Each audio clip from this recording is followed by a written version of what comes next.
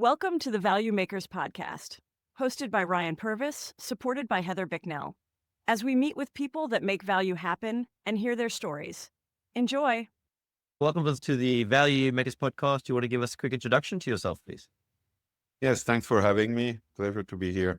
Yeah, I'm Vincent Bieri. I'm a co-founder of NextThink, one of the leading company in digital employee experience. We co-founded this company back in 2004, so a very long time ago, when at that time we never had even the thought to include the word experience or even digital or even employee as part of our value proposition or what we were doing. But for different reasons we can go through, we ended up working on that particular topic. And also, funny enough, not everybody is aware, but in 2004, when we created the company, it was also based on an AI logic system that our initial product was founded off. And again, something very early for its time, so early that we started removing a bit the AI part of the product, which sounds a bit funny when you back today, because today it's a crime not to have any AI in anything. Yeah, but yeah, that was interesting. But there were good reasons for having this, thinking that the number, the amount of data, the volume of traffic, the amount of usage of digital system will grow and was growing, let's say, exponentially.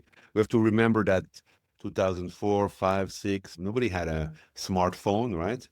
So we were very focused on people with a workplace, desktop, under the table, tower. That was the majority of computer we were monitoring back then. But changes was very rapid with a lot of adoption, a lot of digital transformation. But probably 50%, 30%, 17%, depending on the organizations and domains, were digitalized, and there were still a lot of things that were not. There was this opportunity of saying what you can manage today with some basic non-real-time tools, one day it will become impossible because you're going to have more and more usage. Like you have these niche users at this time who adopted some sort of digitalization, computers, internet, network, etc. And AI will help because human brain, normal logic of rules or thresholds you set yourself will not be able to cope with that. That was the idea. But there were aware organizations that really needed it at this time because their level of, it's a dependency of those systems were not high enough. But anyway, so we founded that. And I came from a background of networking. So before that, I worked 7 years at Cisco. So I had very much this view of the network as the intelligence of the whole digital environment, because again, at this time, it could be true if you look at it from a certain perspective, because computers or devices were quite basic.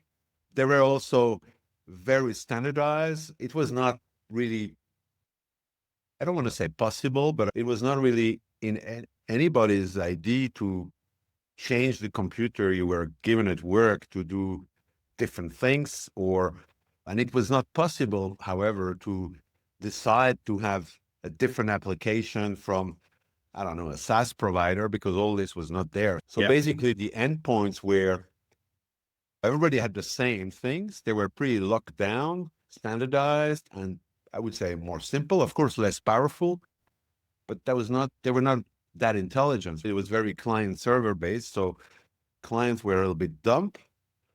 The server were serving one purpose. So you connect and then you run an application, and the network was here because it was also new to network most things. Originally, things were very local. And I guess if I try to remember, when I worked at Cisco, I had many, and I think we all had, right, in the end of the 90s, early 2000, local only applications.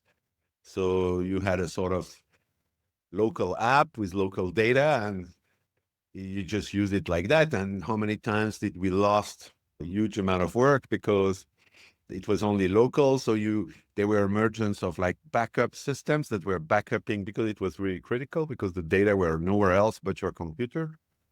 So it was a different time. And the network was also sometimes the bottleneck because people grew, let's say, the power of application, moving from like text only to images, if not videos. And suddenly the network was not able to cope with the amount of data. So knowing what's going on the network was very important.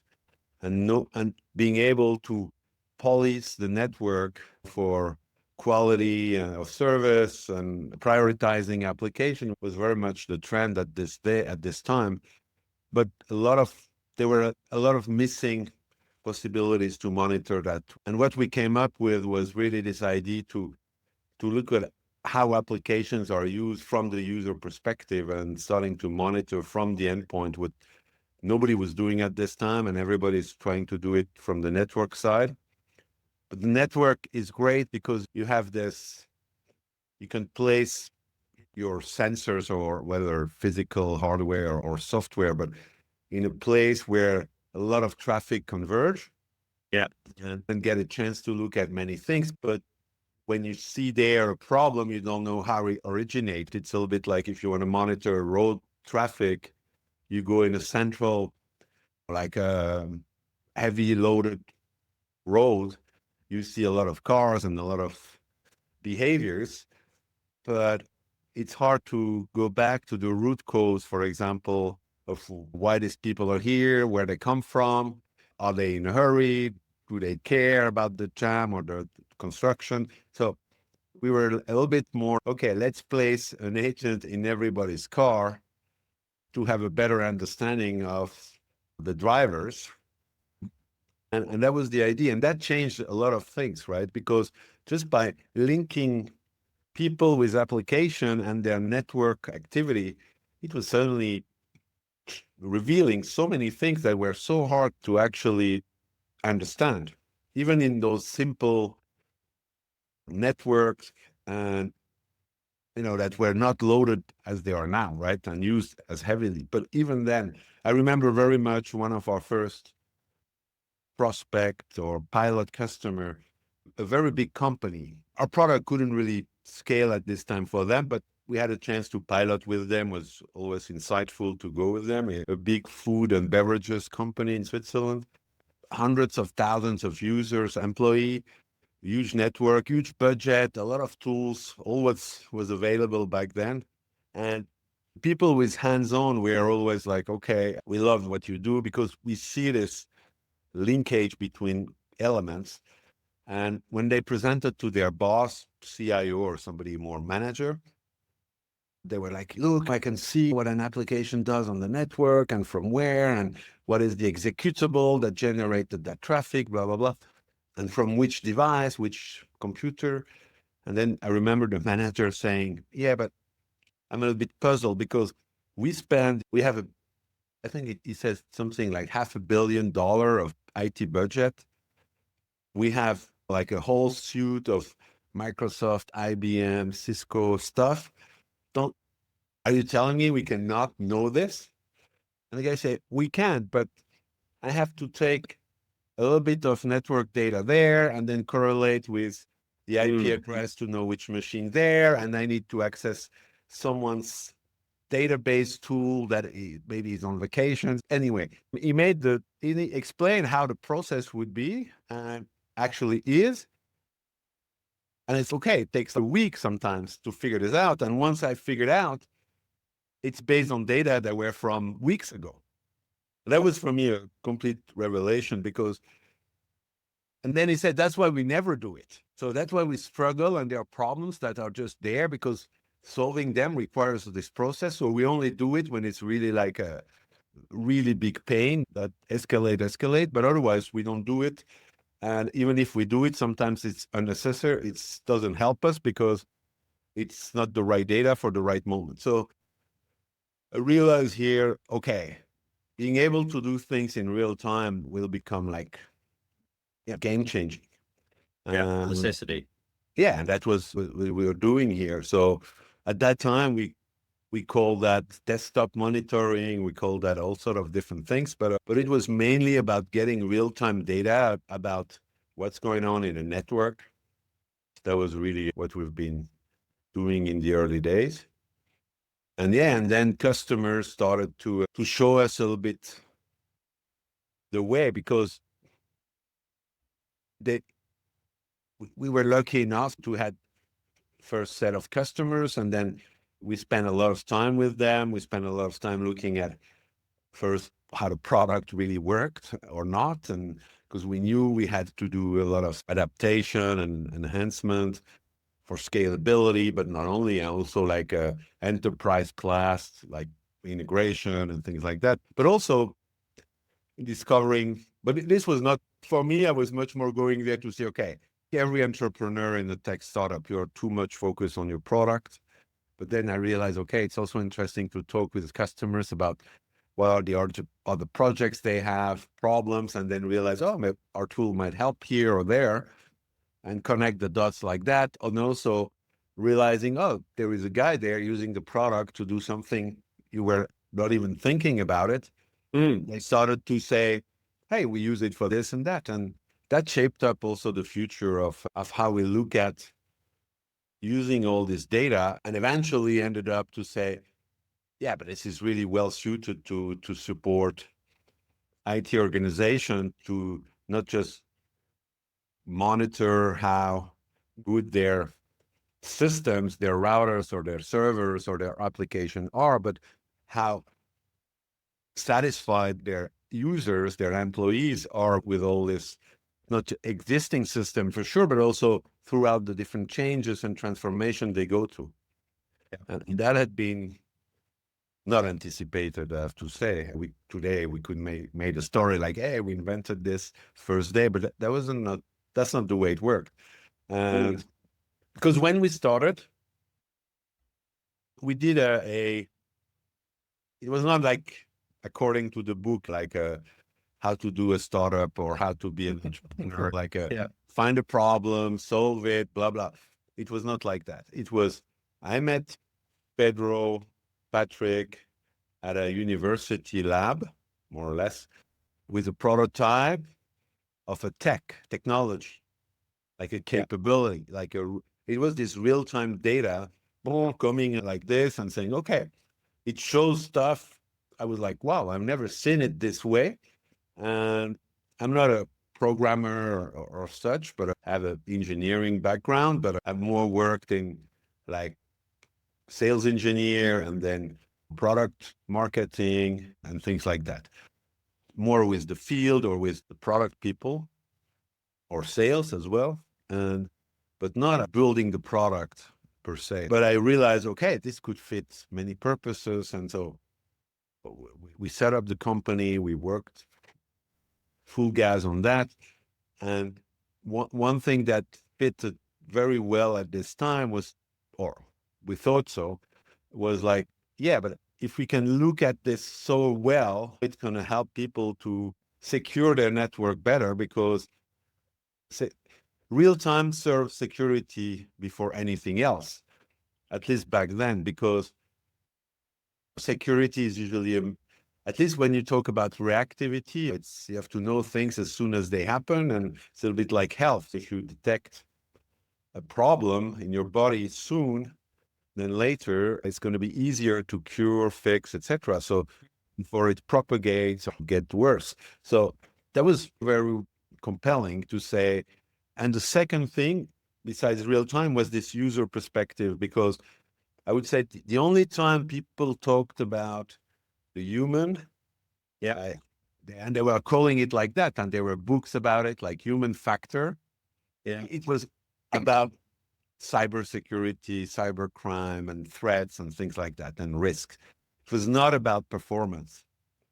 So it was really about the weakest link is the people. They do mistakes or errors or on purpose attacks or whatever, but it's because we let people touch the system that sometimes it's screwed up.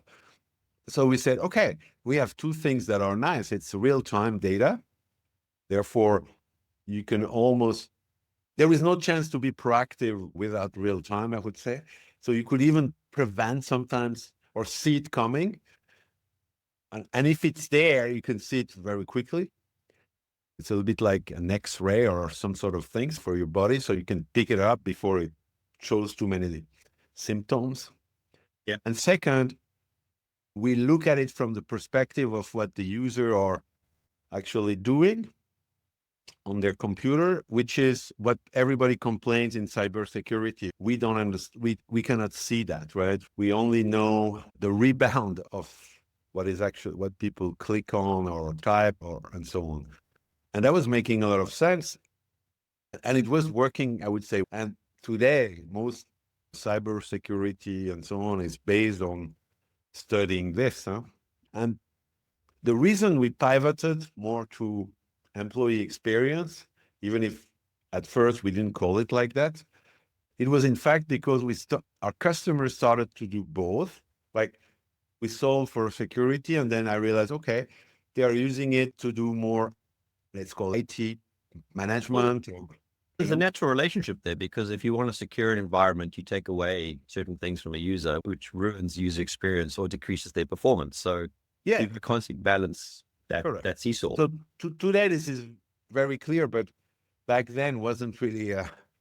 At the moment, it's always hard to realize what's going on. But yes, so that was happening, and then it was getting harder and harder to do everything well because security became a bigger thing, and there were a lot of players. There were, I would say, more competition for sure, and there were things we were not at all involved with. And back then, people on an endpoint, they wanted an antivirus or what was called like a personal firewall, whatever was there. Without that, it was hard to battle on. I think the market was called endpoint security at this time. And yeah, we had this cool stuff, but not the whole thing. Battling with, so of course we could say, okay, you need your Symantec, McAfee type of product plus us.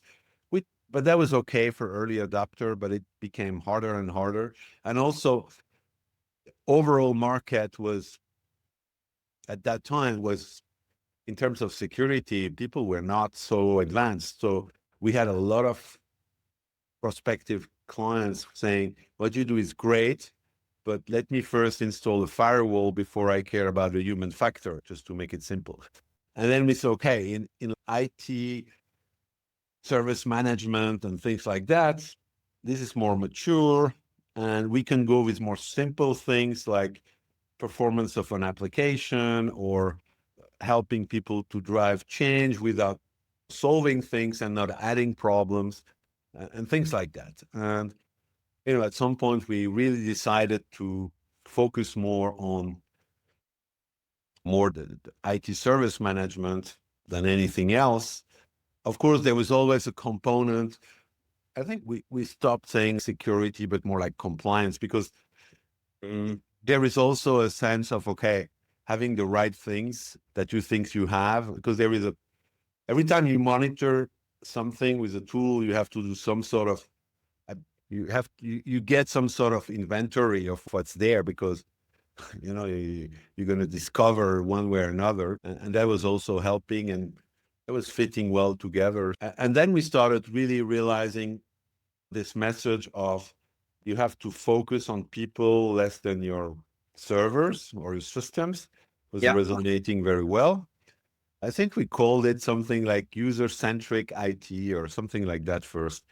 And then we had this idea of, to include experience, because at the end of the day, it was experience for me it has nothing to do with the tool. Experience has to do with the outcome.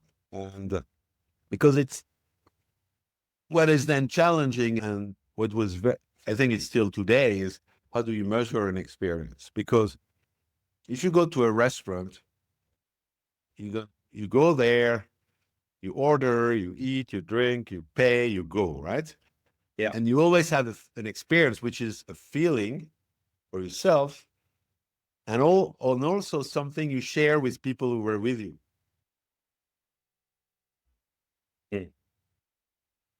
So Days later, oh, have you been to this place? Yes. Oh, do you like it? So that's what I call experience. Now, if you say, okay, if you want to measure it without being in this conversation, because it doesn't scale really, is I didn't finish my plate. You could measure that. But does it mean it's not good? Was too much food? What does it mean? It's hard. Yeah. And with employee experience, using tech systems monitoring, which we were doing, it's not so obvious, right? So it's easy to measure, I don't know, load time, latency, jitter, whatever, right? For an application. But if this metric is increasing, does it mean anything regarding the experience? Sometimes yes, sometimes no. Yeah. And that was to me, the hardest thing. I remember this case, a print error or problems with the driver. Okay, all this we could detect it one way or another. Yep. And then you say, print error or too much time to print a document. Because sometimes with delay, with buffer, you can measure, sometimes takes 30 seconds, and for you, suddenly it takes 10 minutes. So that's a bad experience. It depends, because sometimes people in the office, they print something, and then they even forget they printed it, and it's there for ages at the printer, right? Yeah. And it goes to the trash, or they do something else, and 1 hour later, they go pick up the papers. So if it took so much, do you have to worry? Not worry. If you print it, because in 2 minutes, I have this client's meeting and I want the contract in paper because I think it's a good idea and I want it and it's the way to close the deal. And if it's not there, the experience is really bad and it has potential business consequences. So all this is hard to know from a metric you can measure or see. It's like the restaurant example, right? And then you realize also two things. The restaurant is a good idea, a good analogy, because I think we can all relate to that. We've all heard about this great place from people, and then we go and we don't like it. Yeah. And then is it because we have different way to look at what's expected, what is good, what is bad, what is positive, negative, or were you there a bad time when something happened that wasn't there the other day? So again, very hard to do, because even in IT is the same thing. Let's take video conferencing systems, right? Some people say, I love this one, I don't like this one. And you have all sort of opinions. So that's not an easy thing to quantify and qualify. Yeah, there's a lot of things you said there. Obviously, one of the biggest problems in the enterprise is observability in a central place, because you have all these different tools and different complexities. And if I remember my banking days, we had connectivity in some places that was probably worse than a dial-up, versus other places we had like a 10 gigabit link. And it's just, how do you monitor and measure that environment and then proactively heal any issues? What was your experience with customers and the process of, I don't want to say educating them to be thing, but obviously they didn't understand what your value proposition was to some extent. How did you go through that process of getting them to understand what you were bringing to them from a value perspective? I think we did what everyone coming with an innovation are doing. It's two things. First of all, it's you work yourself a little bit in vacuum. Okay, how could I, what you build something and you go out and you usually fail big time. So people they don't it's not they don't understand, but they are stupid. It's more what you say is not digestible for them, right?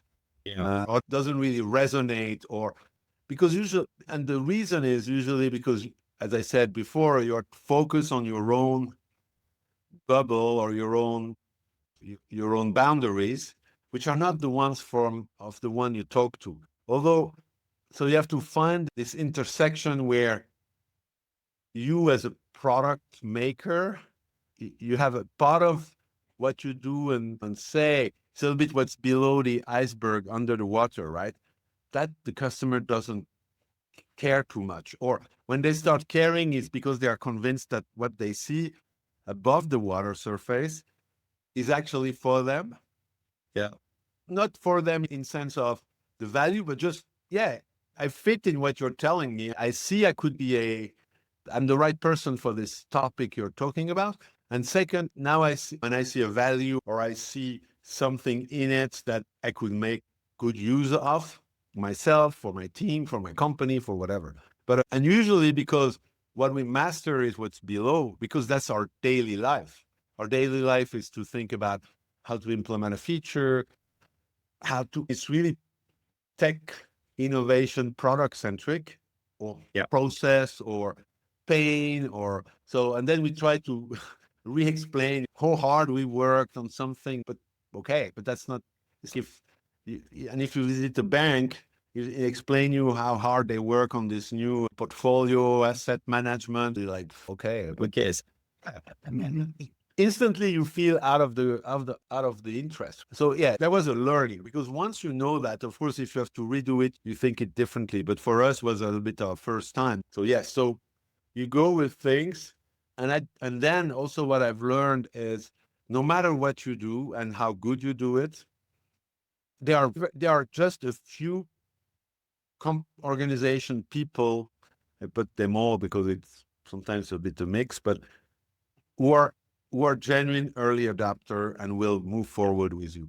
So it's also, you have to find these people. There is no, let's say, directory for that. So there is no other choice than you go with the people you know already. From there you go, and you have to, suddenly you get to these people who fall in love with that and have this genuine inspiration for taking risk.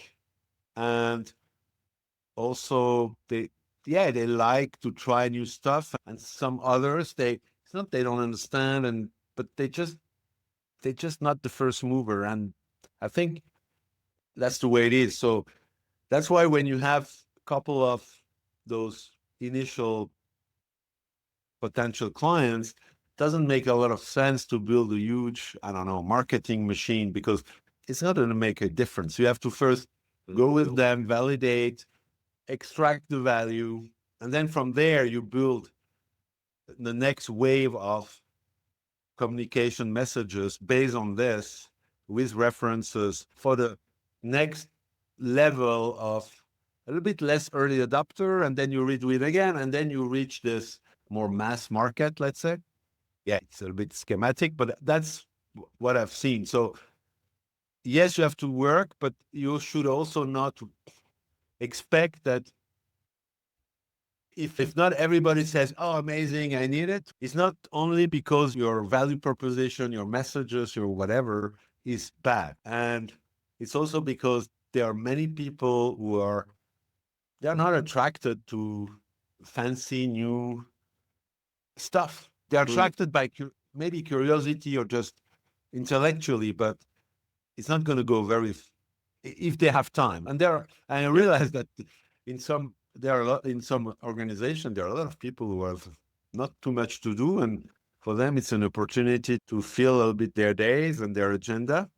So you have to, and that's why now I always recommend to ask the question: did you ever bought a solution from a startup or from something very new?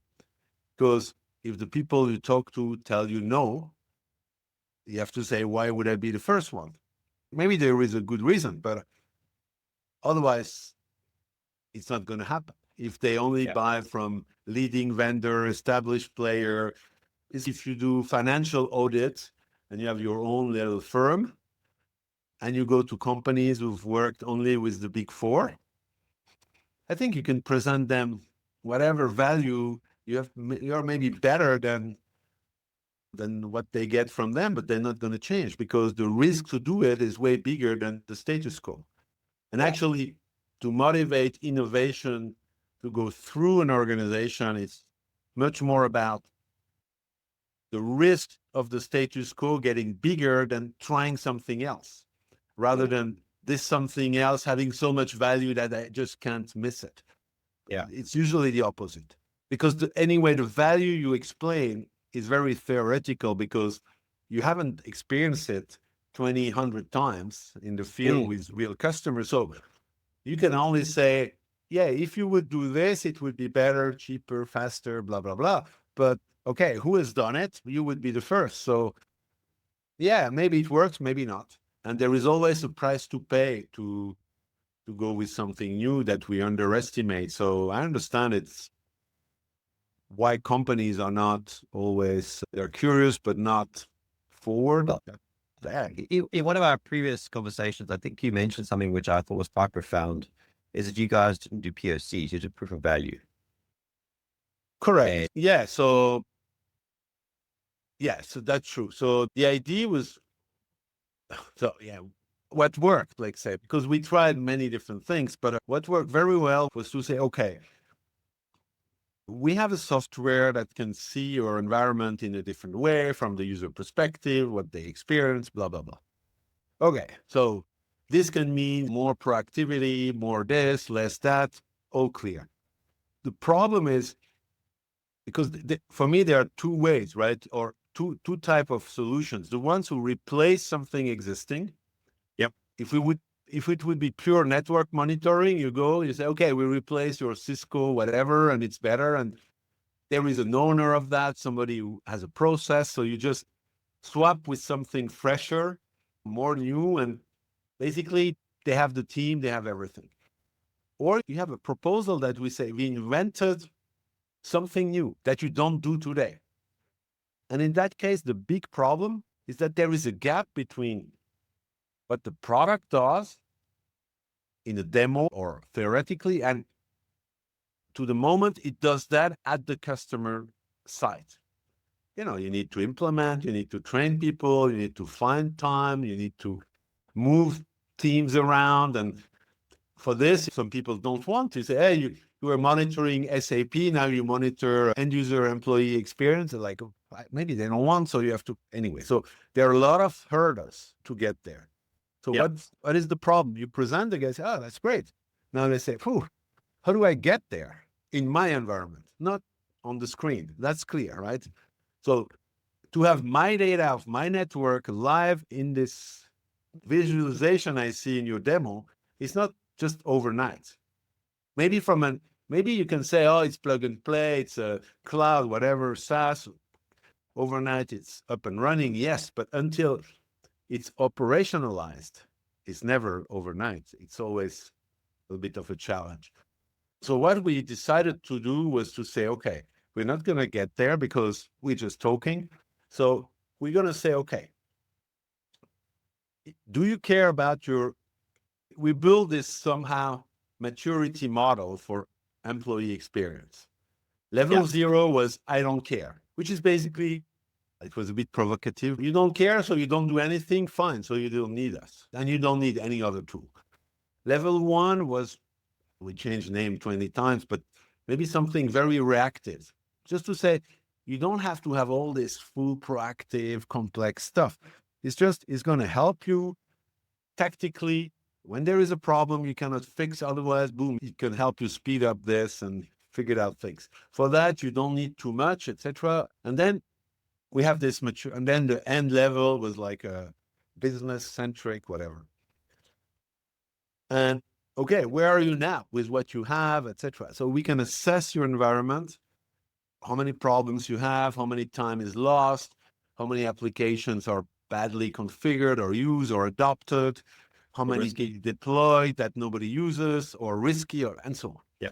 Where are the opportunities to improve? The biggest one versus, because they're not always where you think. Oh, that's interesting. Okay, so we sell like an assessment, so it's like a service, and that was the proof of value. But it was not like something the customer does themselves, which was very different because they don't have the guy, because it's not like you replace something. If I replace a desk endpoint asset management, the guy has Microsoft System Center, I sell my tool. The owner of that, he tries the new one, he says, I like it, I want it, blah, blah, blah. Here, nobody, right, is here to take that. So we say, okay, we do it ourselves. Just leave us access to, so we can install and deploy. Somebody helps us a little bit, but it was very minimum investment. And then we deliver a sort of result report presentation. That's what, for a very long time, in the not early days, because there, again, you can come with that. If you don't have any prospect yet, you need to find this early adopter. They don't care about these things. They just say, oh, that's new, I love it, I want to try it. But the next wave, we get maybe the next, let's say, 100 customers. Let's say the first 10 were like highly early adopter, and then 100 of people were like, yeah, innovators, let's call it like that. And they all moved through this, we called it NBS, next thing, baseline service. I think that was the name, like proof of value. And then every time we hired something new in like sales management or customer implementation, they changed the name, but at the end it stayed the same. The idea was really to show them the potential of having this information about what is going on for every employee over a month or two, and then realizing, as I said before, the risk to not do anything is getting bigger than addressing these things. Because 100%. You leave a lot of money on the table by letting, I remember discovering crazy stuff, like people with like computers, every time they were like 8 hours working on the computer with 100% CPU, 100% memory overload. So the thing was slow as hell, but it was like this for ages. So they probably never got really help from the service desk, and they abandoned and they just work like this. Not only they were even frustrated, but at least they were not highly efficient. And you say, okay, you have a lot of things you can fix, and it's really getting important to address that. Yeah, I remember going to visit one of our offices and got there for 9 o'clock and met the guys I was meeting with, and they all turned their computers on. They went and grabbed coffee, went outside for an hour. And I said, why were you out here for an hour? No, we waiting for the machines to boot up. Yes. What do you mean? What do you mean waiting? He said, no, it takes about 45 minutes for the machines to boot. Like, that's crazy. Yeah. So yes, but maybe just, to shortcut a little bit, because I think in this, let's say, all this was a little bit history, let's put it this way. Yeah. Now, for me nowadays, of course, there is still a lot to do in fixing technical issues and things like that. But for me, it's more like a done deal somehow, at least from an innovation. And now you see there are different vendors offering like this sort of monitoring, knowing who has a long boot time or an application that is too slow or too many crashes or whatever. I think that's, for me, that's a done deal. Of course, it's not implemented everywhere. There is still a lot of work to do, but we know what to do and it's going to happen. So I would say even like this idea of zero ticket, no more service desk. For me, if you want to do it and you put the efforts for that, I think you can achieve it with what's available. For me, the next big thing is really this idea of because for me, it's zero problem from a technical perspective doesn't necessarily equal top experience in terms of employee experience, right? Yeah. Because you can slice digital in between. This is just to say, okay, today that's the way it is. It's to say, but because we do IT stuff, if I remove the digital, it's very misleading and people start to think you are like working on well-being of employee or so on. And then, but digital, but still people start to say, okay, but if I don't have the right digital workplace helping me to get my job done, I can also get burned out, blah, blah, blah, whatever. So there is a sort of intersection, right, happening. And I think there is an opportunity and a big risk, right?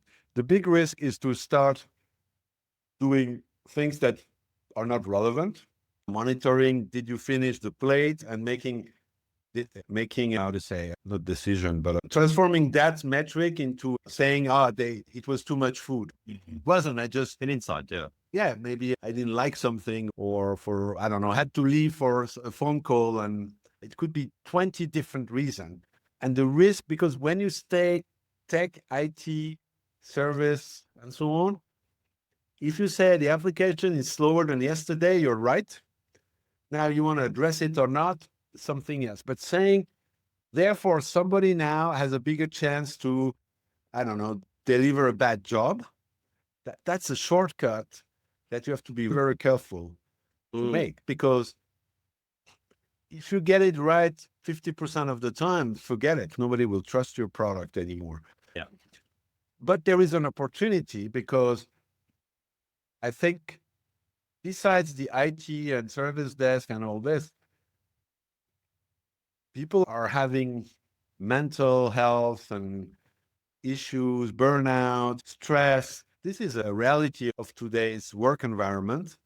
And there are a lot of initiatives to help people on their well-being, et cetera, et cetera. So now the question is, which is called employee experience, by the way, by HR or whoever is in charge. So is a digital employee experience software fitting in this or not, and how? That I think is interesting to explore and see if there is something to do or not, and what. And I think the future is more there than in being a little bit better in fixing IT issues, because I think there are enough players, enough solutions. It's just tweaking things now, more automation, using more AI, whatever. But that's not like it can be a huge deal in terms of markets, volume, millions of dollars, etc. You can sell of stuff, but not necessarily of breakthrough in terms of innovation.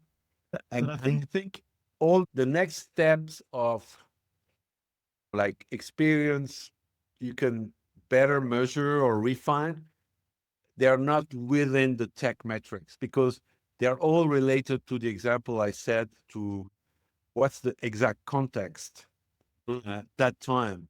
So it's about context and persona, right? Am I on an onboarding phase, or am I about to leave the company, or am I managing a crisis or a daily business? Is it quarter end? Does it matter to me more than the beginning of a quarter? Am I on PTO? Did I just had a role change or a promotion? Things like that, I think, matters to things we measure. And then to make, and you cannot monitor that from I don't know, an IT agent running on a desktop, laptop, or the network, or a server, or browser plugin. You cannot know that.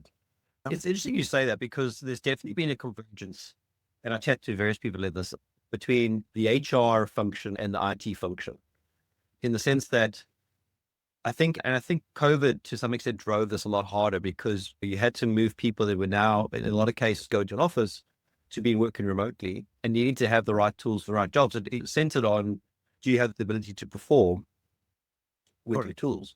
But also all those things you mentioned, and I love some of those examples, because the joiner, mover, leaver process, to bring somebody in, to move them in the roles, and for them to leave, there's a lot of technology involved in that process, and a lot of businesses don't automate that process.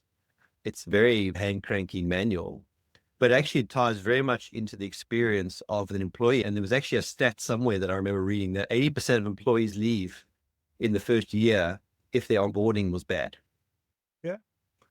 And I guess also, I can trust that.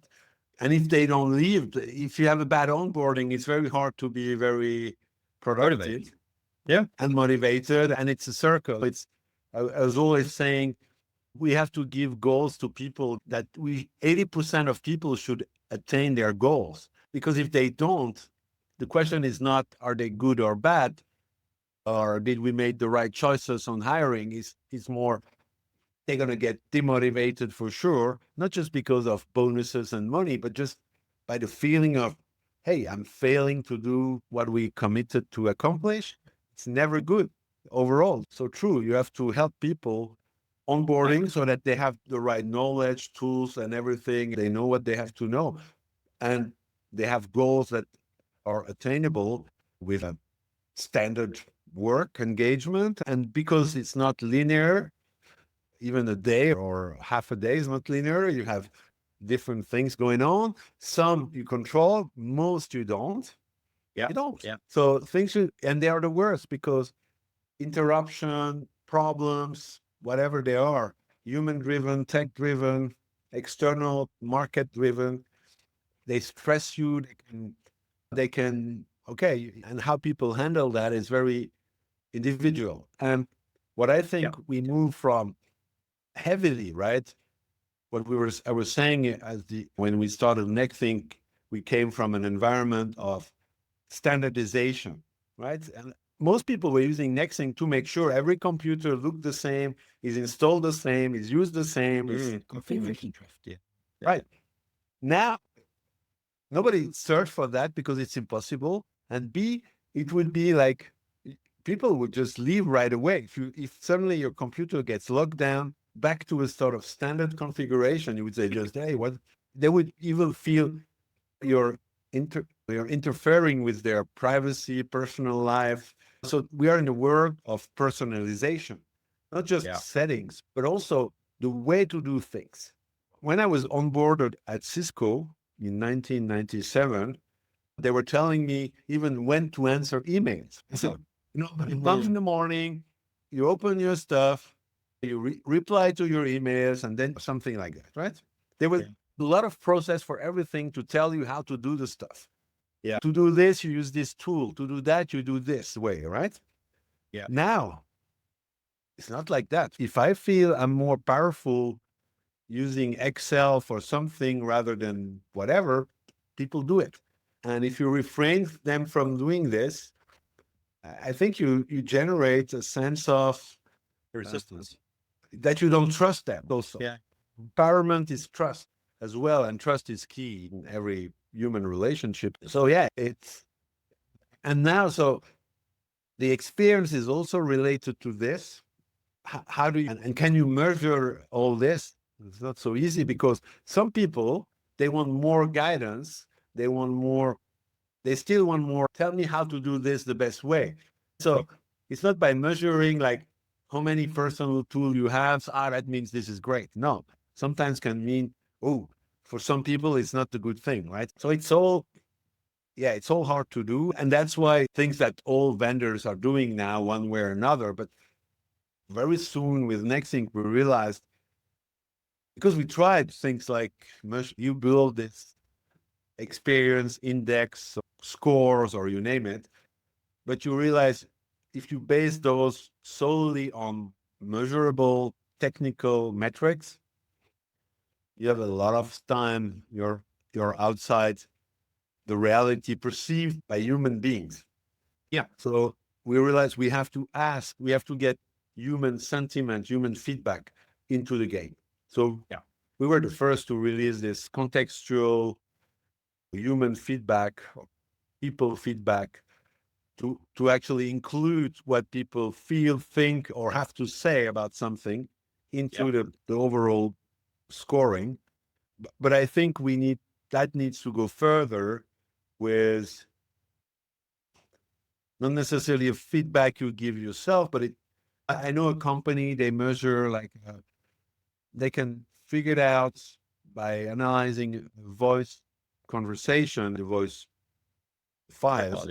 Yeah. If you're stressed or relaxed or about to collapse, burnout, have a or a well-being level, and then same thing. So it's technical, but it's based on something. So now you have to prove it's really representing reality, like a psychologist would assess. I've seen scientific papers showing this is really possible to do.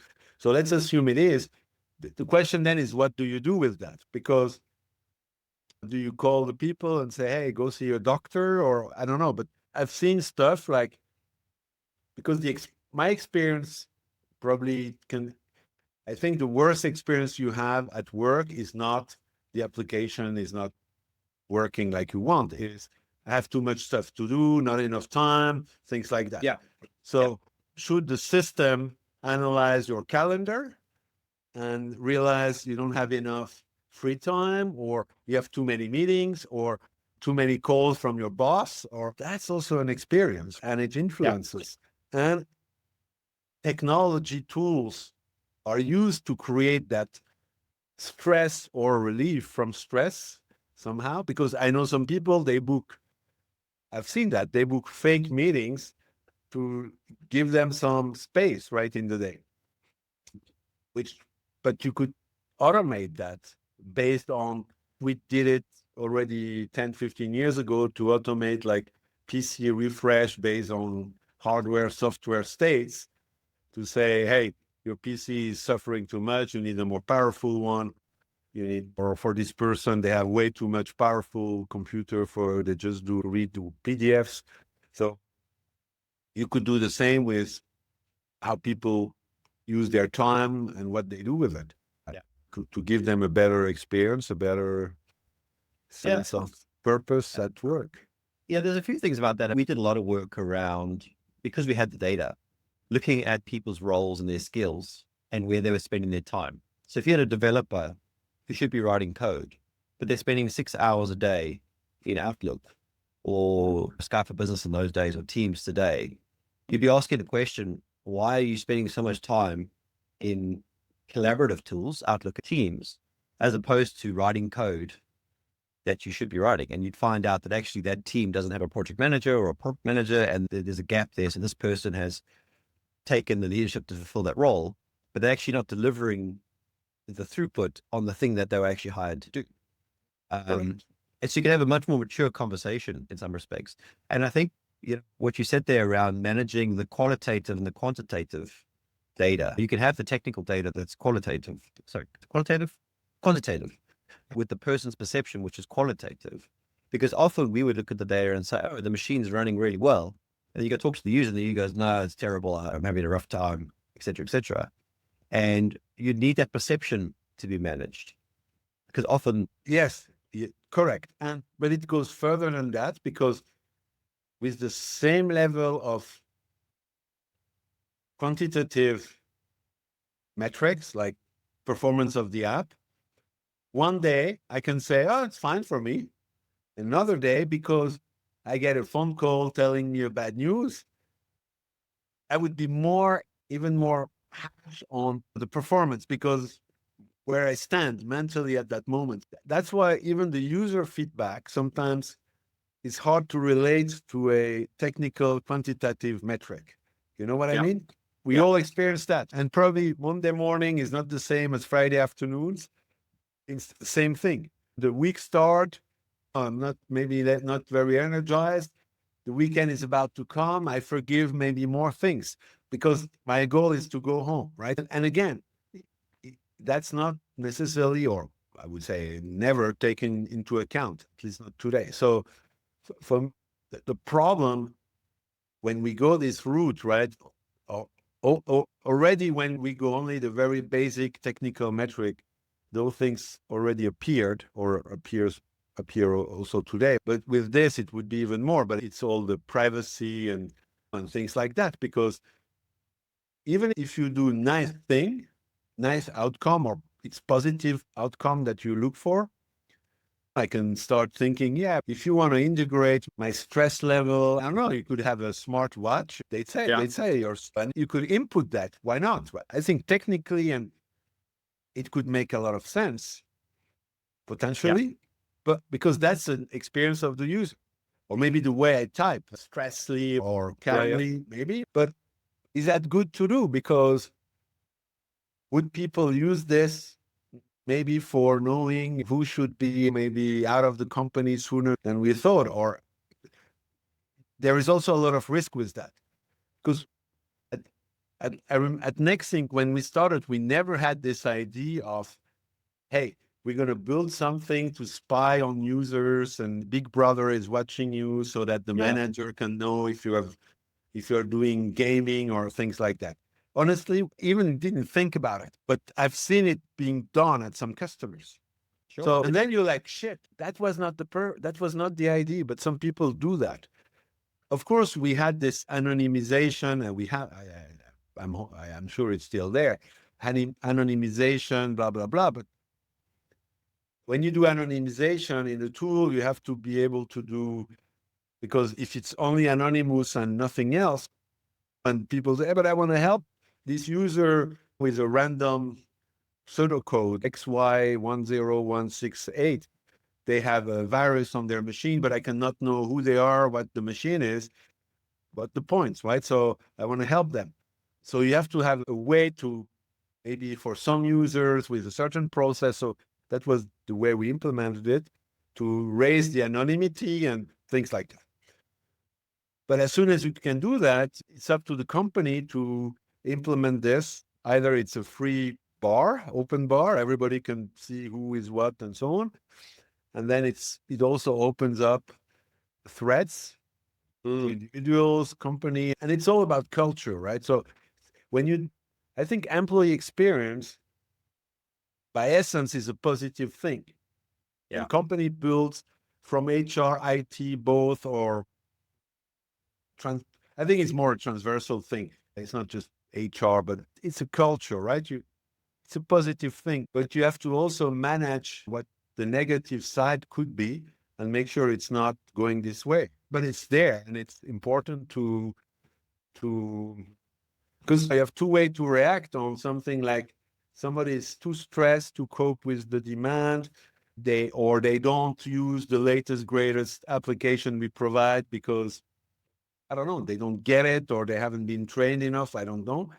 So you have two ways to react. Either you help them, you train them on this new application, AI, whatever, Yeah. for accelerating adoption for most of the people. But we could also say, okay, they don't do it. I fire them. I hire somebody who does it. If they get stressed, close to burnout, whatever the way we measure it, they have a bad experience. They are not engaged. They are demotivated. We have one way you say, I give you 3 days for a little bit of a spa or a little bit of relaxing time so you come fresh. Or again, I can also say, you're not made for the job and I take something from outside who's going to be at least more energized. I don't know. So it's very important to know why you do this and how you're going to react and you have to decide in advance, because if you do it again without thinking beforehand, you would probably take the wrong decisions. Yeah. It's interesting, a couple of things you said there. So the thing that I found is that the average user nowadays is far more sophisticated than they were 10, 15 years ago, because the consideration of IT, the sort of Apple experience, if you like. I buy a laptop, I buy an iPad, I buy an iPhone. It all integrates together, it all works together. Why can't I have that when I go into my enterprise? Yeah. And the freedom that I have in that experience. The other thing, so one of the things we did was we had a portal that took the technical score, but we also put a behavioral score on that. And we said that if you remove the apps you don't use, you increase your score. If you reboot your machine on a regular basis, you increase your score. So we gave them all the good behaviors, because being on a VDI infrastructure where you're sharing compute, users had to know that what they did as bad behaviors would affect each other. So to keep the performance high, we made them part of the solution. Instead of it being IT must fix this, it was, how do I fix this myself? And there you have those situations with self-help and running fixes themselves and all that kind of stuff. We did a bit with semantic search, semantic detection to detect how users were feeling. But I'll be honest, that was probably 50-50 correct. Yeah, Anything. it's a hard thing, but I think there is an opportunity for the future to work on, really on the employee experience overall and combine more things than we do today all together to create something that is more transversal to an organization than vertical. Because now IT is vertical, HR is a vertical, and so on. And I feel that the mistake is to say, okay, employee experience is IT plus HR. And I think that's not true, because it's not going to work, because it's two different silos. And then if I'm in finance, I would say, but it's also concerning me, because when people ask for budget or they don't get the budget, the pay, whatever, then they are frustrated. So I'm also there. And then the sales or the business or the product, they make a case for employees, people who are fresh, they are more creative, so they have better ideas for new products and customer experience, etc.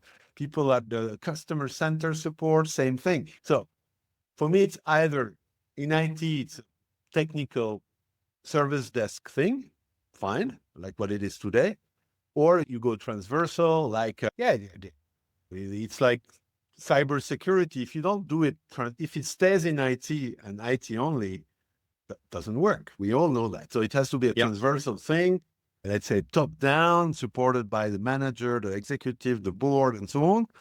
And I think that's the only way to go beyond what's available today.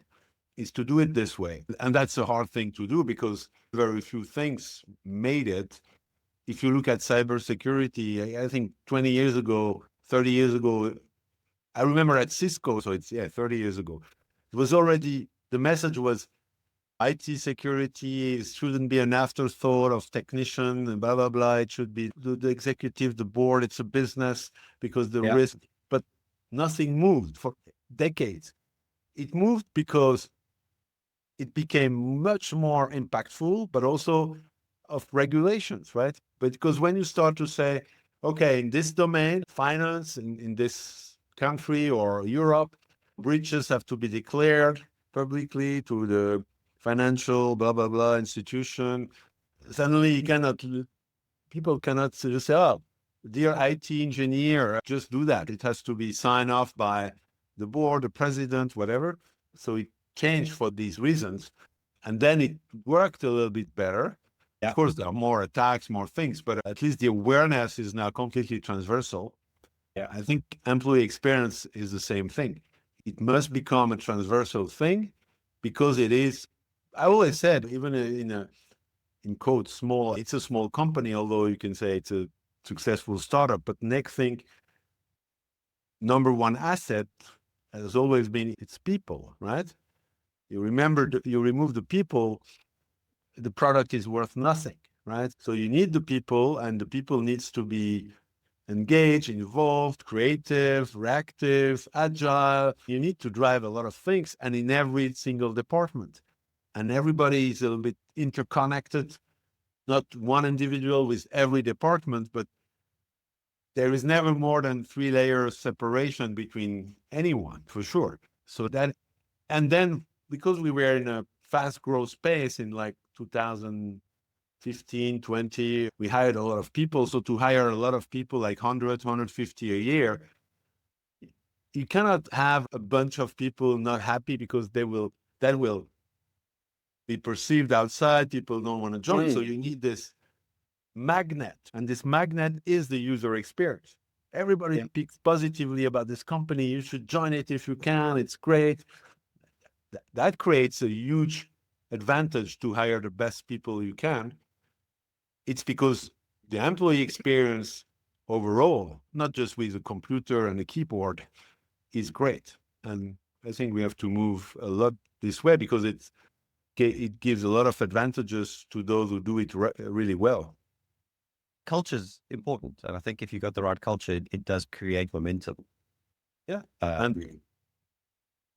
now we could argue: is employee experience monitoring or tools or management a way to measure the culture adoption, the culture behavior in the action? Because people confuse sometimes culture with writing a few great words on board, or what you actually do and how you interact with each other internally, but also externally. I haven't thought about it, but because you just said this, I'm thinking like we are not far from building a sort of culture management system, because probably the most representative of the culture is actually the employee experience, not just by what they feel, but what they do and how they do it. I have an information. Do I share it with people who could benefit from it? That's for me a culture behavior. In some enterprise, people keep it and hoping this other person there will fail and not giving the information. So that's very true, right? It could happen. I've seen it happen. So do you build a culture where as soon as I have an information, I say, oh, it could benefit this person. Let's right away communicate that and even collaborate in how we can move the needle forward in a positive way together. And for me, that's an employee experience way of looking at, are you on the culture words in your attitude? And does it last? Does it improve? Because usually these things go, it's like people who want to lose weight. They don't eat anything but drink water a day and then back to the bad habits, right? Because they say, nothing happened this morning. I weighed more than yesterday. So it's not the right thing to do. things takes a long time, right? An employee experience is a long-term journey. That's also what was hard, I think, for us it was because if you do like application issue performance monitoring, you monitor it out at slow, boom, fix it. That's a short-term, easy reward. But then we realized the impact is usually not big in terms of, okay, you have a little bit of a faster computer, but are you really making a difference? Bottom line of the organization. And the answer is very often no. Yeah. But if you say, I'm going to build a totally proactive IT system where you're not going to need a service desk at all. Here you say, okay, the service desk today costs 5 million a year altogether, outsource, insource, whatever. If you get rid of it, that's a cost you can withdraw.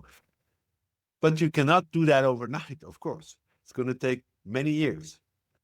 So you have to embark on a long, difficult, but you have to establish regular habits and changes over time. Yeah. And then you radically change the experience and radically change the culture as well. It's a culture not to rely on a help desk or to call a help desk that cannot help. That's a radically different thing. But and motivating somebody to embark on such a long-term journey, it's always harder than short, quick wins. Yeah. I don't think you'll ever get away from a service desk. You might get rid of the sort of level 0 or level 1 with automation. But I think as you move it more and more towards the right, you'll get more and more sophisticated people to support you as you. I agree. I'm not organized. When I say get rid of it, it's a goal you shoot for. Yeah. You maybe never get there, but it's to give we had a internally at Nexink, we were measuring customer satisfaction, success, whatever the name, because we had sometimes the first time we lost, like somebody didn't renew, it was a complete surprise. Gosh, and I was like, this is weird. I thought they loved the product, which they did. At least the guy using it, but for reasons that escaped our vigilance, they didn't renew. And it's okay, what? So that shouldn't happen, right? So it happened because we were not watching carefully what was going on inside existing customers. So we established a way to look at it was like customer engagement experience somehow monitoring. So we had different process for different customers, and then we had ratings that were green, orange, or red. And the goal was 0 red, right? Yeah. But we never had 0 red, but we were working for 0 red. You know what I mean? Yes. So for me, no help desk needed doesn't mean you don't have one. I agree with you. Yeah. Agree with you. But for some employee, maybe it's the reality. That's a big difference. For some of you, you will work here, never have to call any support, IT service, whatever. Some of you will experience that. That's a big change from assuming you have problems. So this is the number you call or the way, the process, the tickets. You almost need a training to know how to open one because we know in advance you're going to need one every other week. Yeah. And we move to most of you won't need it. Some will need it. So first of all, you have a completely different process. You have a completely different approach to what you offer to employee. It's a little bit like if I'm your doctor and I say, Ryan, more you age, more harder life will be, and you're going to need me more and more drugs and more treatment. That's the approach of today's service desk. If I tell you, we establish a game plan together with a routine and some habits that's going to make you probably not even need any doctor for another 2 or 3 decades. Doesn't mean it doesn't mean nobody needs a doctor. That's not what I say. And I think it's a little bit like that. I think we can achieve it today. And that's a big change, isn't it? It is. So my experience being in the IT side was that we weren't allowed to say, call the help desk. We could only do text because a call to the help desk cost more than a text to the help desk. Mm-hmm. And in fact, we weren't even allowed to use the help desk in theory because we should have been able to sort the problem out ourselves. So I can definitely see that happening. It's the same as we weren't allowed to print. And if we did print, it had to be black and white, not color, because obviously color is more expensive. So there's definitely those different types of users in the environment. And one of the reasons why we went down the persistent VDI route, not persistent VDI route, was the automation benefits of doing that, having a golden image that you clone, improve the build, and then run fixes proactively. So we didn't have to have tickets. We avoided tickets, but we kept score of how many we avoided. Yeah. Yeah. And I also think we can move from a help desk to something that is, let's say, more, I don't know, let's call it a coach desk, or I don't know, because it's A genius bar. yeah, it's exactly. I know so much about you that even before you call, I tell you things you should do, learn, or change. Yeah. It's much more a coach or a trainer or something like that. Because help sounds, today's help desk is a desperate call or a text you send. And Yeah. and it's okay.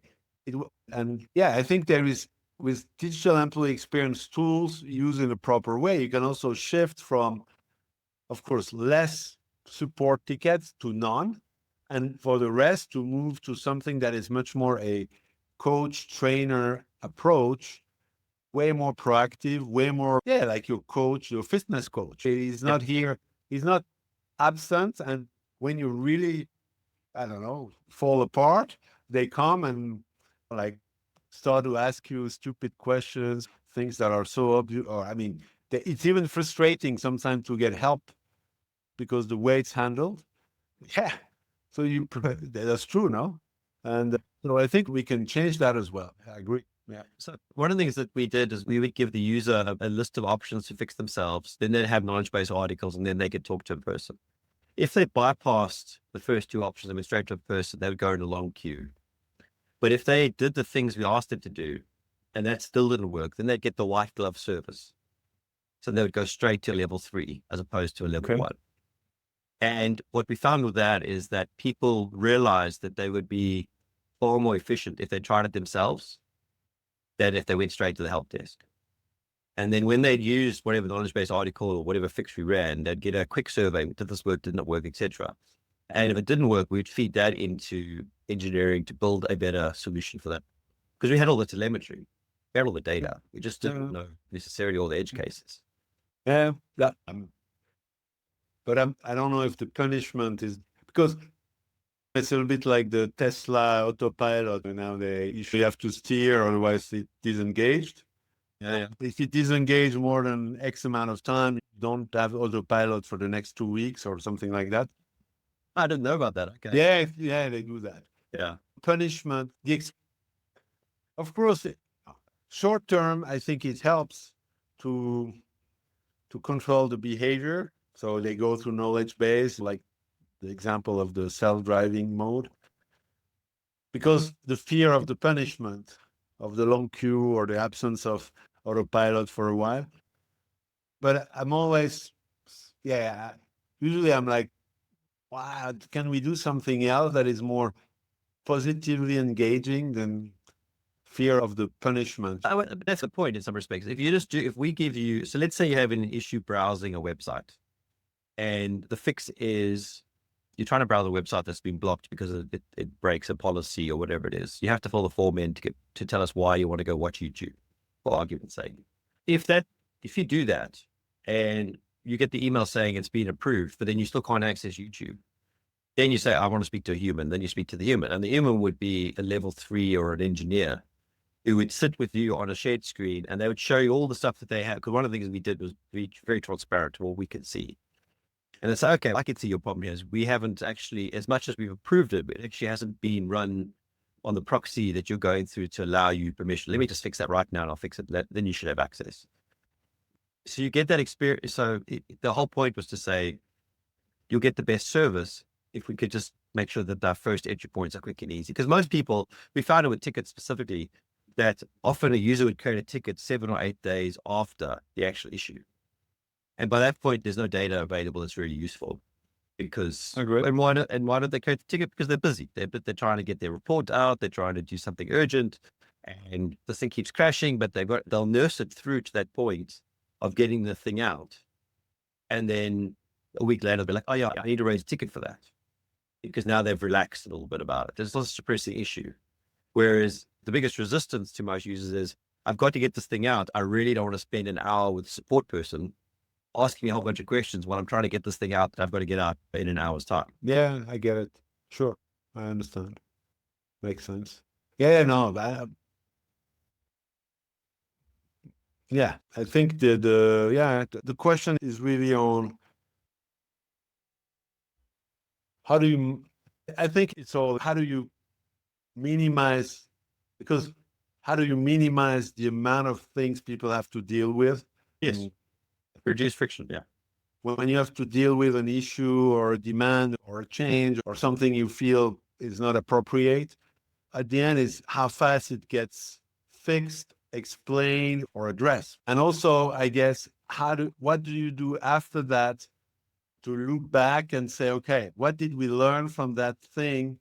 Because that's we miss sometimes. What did we learn from that we can make sure doesn't happen again this way, not only for that particular person, but for others? And can we be proactive with others so that they don't even go through that experience at all? Yes. Yes. And that's very important to do, and either not done or difficult to do because maybe you don't have the, because things are not, you cannot say, okay, everybody has this application is a candidate. Not necessarily. It's a contextual thing. So when you have this plus this minus that at this moment, that's the situation.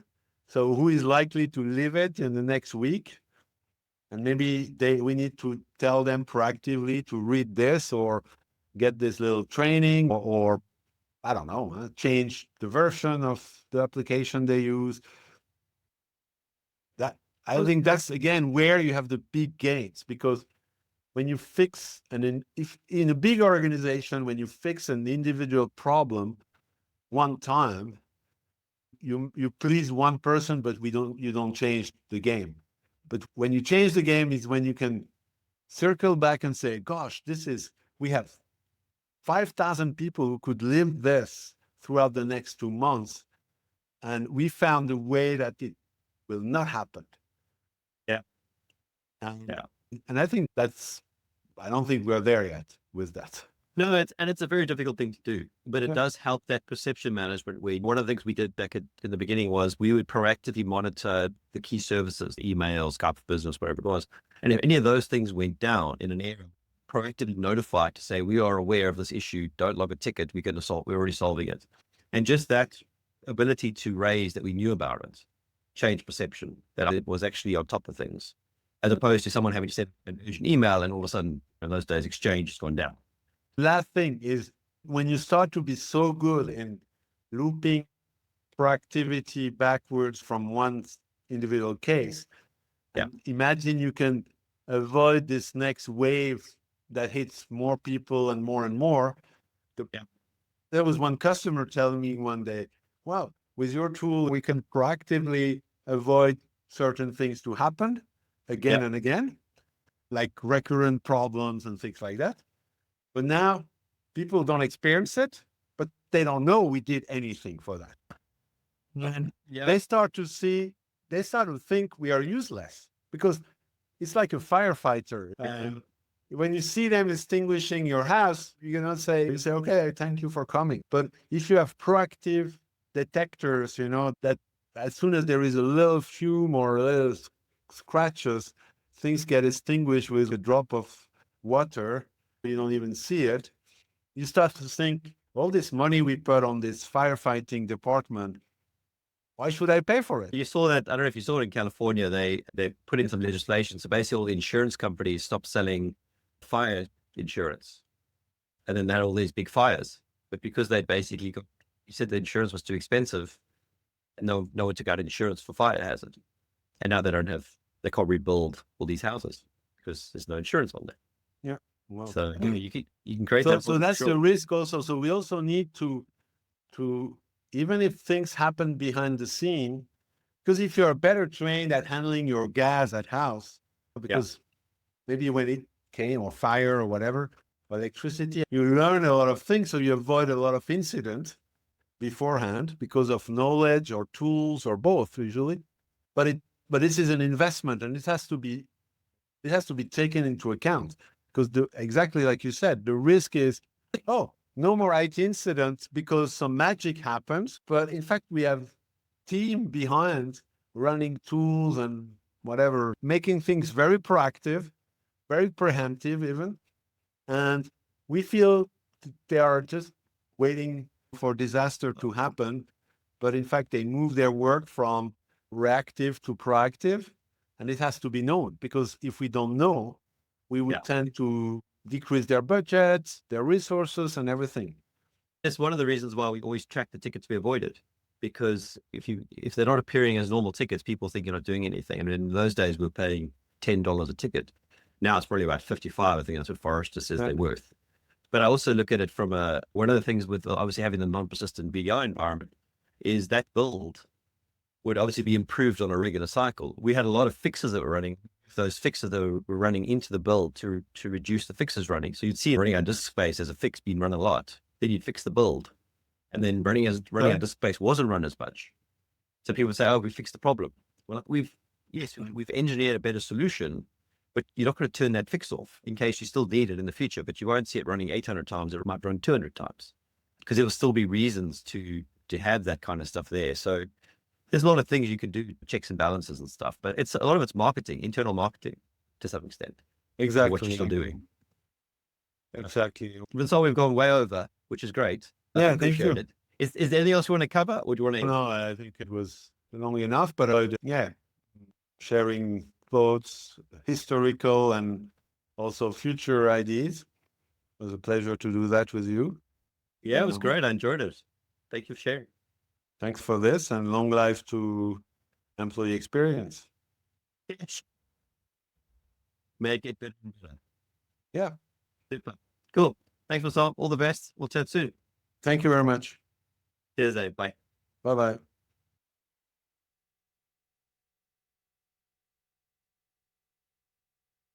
Thank you for listening to our episode. I hope you enjoyed it. Please share it with your friends and colleagues. Help us grow our reach. Please also check out our website, www.value.work, and our product that's on there. It's something we worked really hard on. We hope that it benefits you.